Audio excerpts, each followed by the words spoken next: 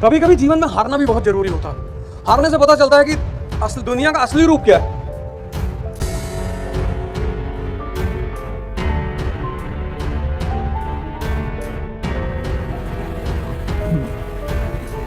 जय हिंद फ्रेंड्स। अच्छा चलो छोटा सा पूछ लो। हम कहें सर, जब बच्चा एक कोई लक्ष्य बनाता है और उस पर सर जी अपना 100% दे देता है, एक बार नहीं, 2 बार नहीं, 3 बार बनाता है, उस पर असफल होता रहता है, तो उसके बाद सर सारा मोटिवेशन धरा रह जाता है।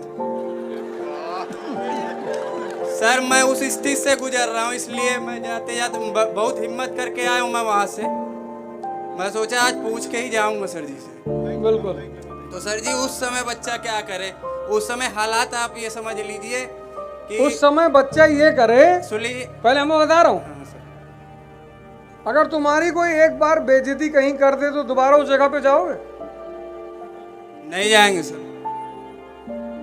डॉक्टर अंबेडकर को स्कूल में बोरे पर बैठाया जाता था डेली, एवरी डे, जी सर। लेकिन सपना इतना बड़ा है कि वो आदमी झुकने को तैयार ही नहीं है। ठीक है, हम जब 1-2 युद्ध हार जाते हैं तो समाज बड़ा प्रेशर बिल्डअप करता है ना, जी सर। उसी प्रेशर को निपटने का नाम ही तो टैलेंट है। और टैलेंट है क्या? तुम ये कह रहे हो मैं 7 साल 7 इयर्स, मतलब मुझे पता ही नहीं होता था कि शाम को खाना मिलेगा कि नहीं मिलेगा, लेकिन हवाई जहाज खरीदते थे। ऐसा कोई दिन नहीं बीता था जिस दिन मैं हवाई जहाज ना खरीदूं, कि खरीदना है और 10 सीटर खरीदना है। यही तो है, यही खेल है।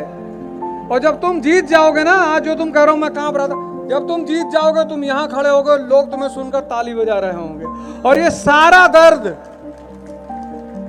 ठीक है वो दर्द होता है, मैं उसको मानता हूं, एकदम अनुभव करता हूं कि वो दर्द होता है, लेकिन ठीक है यार, लड़ाई चल रही, खाना कपड़ा सब सही चल रहा है ना, अरे बस भगवान का आशीर्वाद बना हुआ है। कभी कभी जीवन में हारना भी बहुत जरूरी होता है। हारने से पता चलता है कि असली दुनिया का असली रूप क्या है।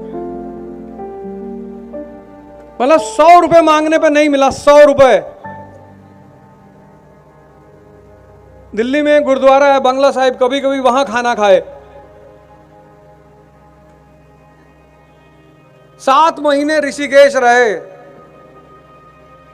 हमारे पिताजी आए मिलने, हमने कहा क्यों मिलने आए हो? अब मैं कुछ नहीं करूंगा। बोले बहुत अच्छा, मैं तो तुमसे पहले ही कहता था कुछ ना करूं। तो उन्होंने पैसा वैसा दिया, मुझे कहा तुम पैसा रख लो। हमने कहा नाहक में दे रहे हो, अब तो चेक बाउंस हो चुका है ना, अब तो क्या फायदा, क्यों लगा रहे हो मेरे ऊपर पैसा? तो उन्होंने मुझसे कहा कि बेटा जब तक मैं जिंदा हूं तब तक मैं आके तुमको पैसा दे के जाता रहूंगा।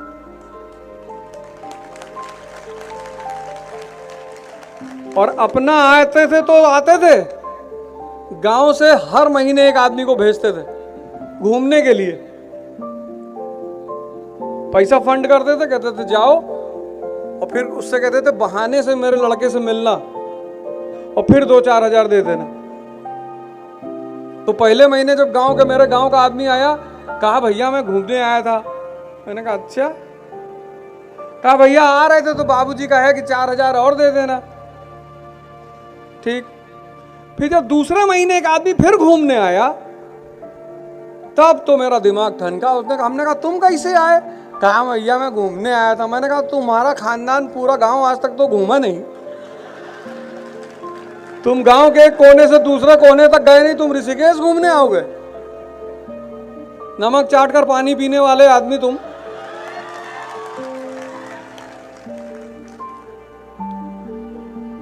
माँ बाप की बहुत इज्जत किया करो, बहुत।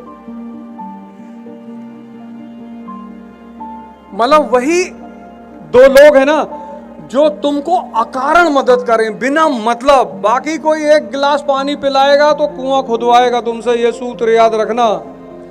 जो भी माँ बाप के सिवा पानी पिलाएगा एक गिलास, वो तुमसे कुआं खुदवाएगा। और यहाँ जितने गार्जियन बैठे, मैं सबसे रिक्वेस्ट एक बात करना चाहता हूं कि अगर आपके घर में आपके लड़के कंपटीशन दे रहे हैं तो कृपया करके उन पर दबाव न बनाएं, क्योंकि परीक्षा प्रतिस्पर्धा अपने आप में एक बहुत बड़ा दबाव है।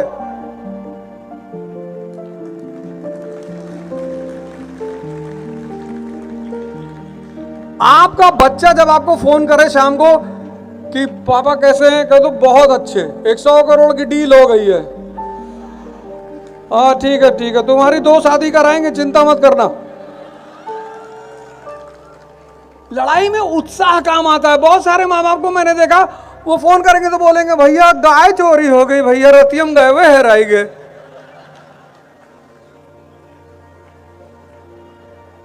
सर ये लड़ाई है, लड़ाई। जब शाम का किसी का बच्चा अपने घर पे फोन करता है ना, तो एक बहुत बड़ा सपना लेकर फोन करता है वो, कि मेरे माँ बाप मुझे उत्साहित करेंगे, क्योंकि बाकी तो कोई करेगा नहीं।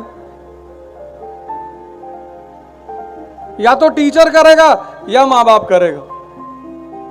टीचर का अपना हित जुड़ा हुआ है। हर नामी टीचर के पीछे उसके नामी स्टूडेंट होते हैं। अगर विवेकानंद नहीं होते तो रामकृष्ण परमहंस को कोई नहीं जानता।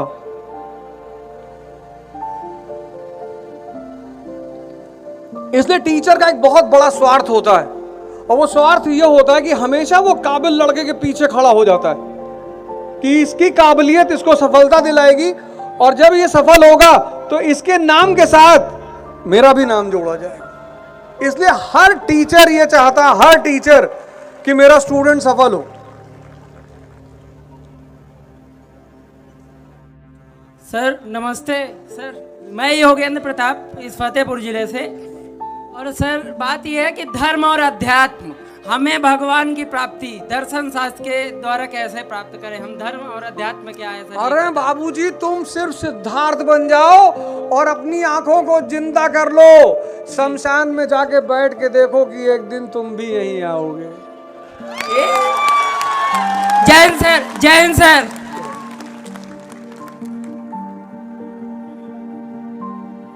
जय गुरुदेव सर। हाँ भैया जय।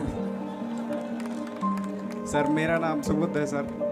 और सर प्रश्न ये था कि अभी आप 1920 की बात कर रहे थे कि जब गांधी आते हैं सर 1921 में सर नॉन कोऑपरेशन मूवमेंट चलता है और अचानक बंद कर देते हैं। सर इसमें 3 आइडियोलॉजीज आपने बताई थी कि एक बिपिन चंद्र बोलते हैं, सुमित सरकार अलग बोलते हैं, फिर उसके बाद निगेटिव और सबको। तो सर किस आइडियोलॉजी को हम लेकर चढ़े पड़ते समय कि देखो तुम एक सिविल सर्वेंट हो। जी सर। और सर्वेंट क्या करता है? मालिक की बात मानता है। जी सर। तो अगर कल ये भारत कम्युनिस्ट नेशन हो जाएगा जी, तो तुमको तो सरकार जो आदेश देगी, सरकार कहेगी आसमान काला है, तुमको कि सर थोड़ा सा टोपी में भी कालापन लग गया सर, तुम क्यों टेंशन ले रहे हो यार? तुम तो सिविल सर्विस में जा रहे हो ना। जी जी। अरे तो जय हिंद सर, जय हिंद। प्रणाम सर। बस एकदम आराम से रहना, तुम्हें टेंशन नहीं लेना, एकदम घबराना नहीं है। अक्षय कुमार बताओ। जय हिंद सर। बहुत जय हिंद। सर जब आप यहाँ पर से आ रहे थे तो मैं आपको देखकर दंग रह गया। दंग इसलिए रह गया क्योंकि आपके गले में गमछा नहीं था। सर मैं जब से आपको अनअकैडमी में देख रहा था, जब से आप गए हैं सर, मैं आपको देखा हूँ तो आप कई बार गमछा नहीं डाले मिले सर। आपको देखा, आप अभी विवेक बिंद्रा सर के यहाँ गए, वहाँ भी मैं आपको गमछा देख के नहीं देखा, तो मैंने कहा सर का गमछा कहाँ छूट गया। देखो मैं गमछा यहाँ इसलिए नहीं पहना कि मयूर जी ने कहा कि मैं आपके लिए नया गमछा लाया हूँ। अच्छा ये सर। सर तो अगर मैं पुराना वाला पहन के आता तो नया वाला कैसे पहनता?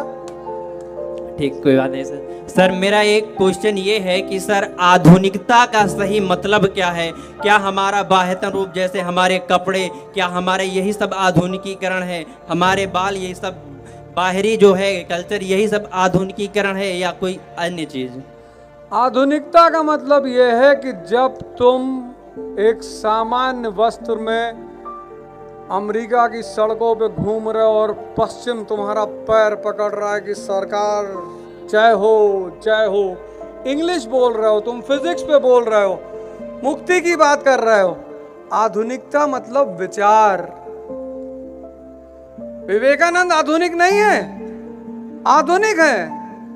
कपड़ा वगैरह तो ठीक है भाई, अच्छा है, आपको लगता है कि आपको बर्बरी की शर्ट पहननी चाहिए, आपके पास पैसा है आप पहनिए, कोई दिक्कत नहीं। लेकिन अगर आप बर्बरी की शर्ट पहन रहे हो और आपका अंदर से वेट 6 किलो है, आंधी चलती है तो आप उड़ जाते हैं, तो फिर आपको बर्बरी की शर्ट से बचना चाहिए।